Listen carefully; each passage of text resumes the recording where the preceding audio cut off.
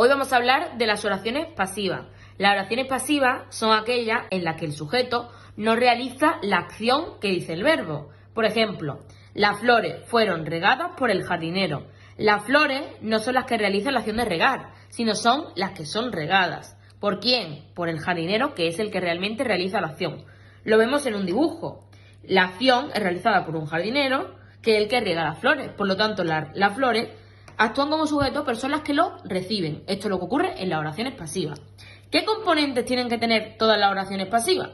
Un sujeto, que se denomina sujeto paciente, porque es el que recibe la acción. Un verbo, que es un verbo pasivo, que siempre está formado por el verbo ser en una de las conjugaciones, y el participio. Y luego el complemento agente, que siempre es un grupo preposicional y normalmente empieza por, que es la persona que realiza la acción del verbo pasivo. Vamos a ver cómo podríamos pasar una oración pasiva a una oración activa. Tenemos la oración: las flores fueron regadas por el jardinero. Los tres componentes de los que hemos hablado: el sujeto paciente, el verbo pasivo y el complemento agente. ¿Cómo lo pasamos a activo? Muy fácil. El sujeto paciente pasaría a ser complemento directo y el complemento agente pasa a ser sujeto. Eso es rápido. Ahora, a la hora de pasar el verbo, tenemos que tener en cuenta la forma en la que aparece el verbo en pasiva. Es decir, tenemos que pasarla activa utilizando el participio, pero el participio se tiene que poner en el tiempo del verbo ser. Es decir, en este caso, fueron es un pasado simple. Por lo tanto, el verbo que tenemos que poner aquí es regar en pasado simple, regó.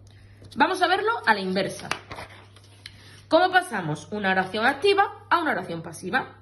Lo fácil: Luisa es el sujeto, pasa a complemento agente. Una carta es el complemento directo, pasa como sujeto paciente. En el verbo, lo que hemos dicho, tenemos el verbo envió, que es un pretérito perfecto simple. Entonces, ¿qué tenemos que hacer? Para pasar la pasiva, tenemos que poner el ser más participio. Muy fácil. Si tenemos el verbo enviar, sabemos que el participio va a ser enviado, enviada.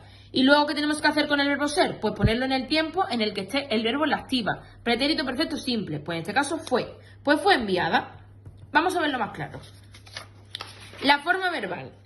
En pasiva tiene que ser siempre el verbo ser y el participio. Y en la activa será un verbo normal. Por lo tanto, para poner la forma del verbo ser en la pasiva, tenemos que atender a cómo está el verbo en la activa. Y a la inversa, si queremos poner el verbo en la activa, tenemos que mirar cómo está el verbo ser en la pasiva. Como he dicho, si el verbo en la activa es regó, pues tenemos que usar el verbo ser en la misma forma en la que está el verbo en la activa. Es decir, fue más el participio del verbo que tenemos, regada. Espero que haya quedado claro con esto.